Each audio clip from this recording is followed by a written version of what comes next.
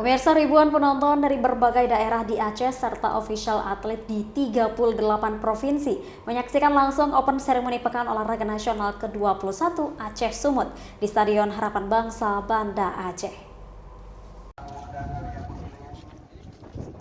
Masyarakat mulai berdatangan ke kompleks Stadion Harapan Bangsa, Banda Aceh sejak pukul 14 waktu Indonesia Barat. Warga sengaja datang untuk melihat langsung detik-detik pembukaan PON ke-21 Aceh Sumatera Utara oleh Presiden Joko Widodo. Warga rela berdesak-desakan untuk bisa melewati pintu masuk dan yang diizinkan masuk hanya warga yang memperoleh tiket dari panitia. Warga mengaku bangga bisa datang langsung dalam open ceremony di Stadion Harapan Bangsa.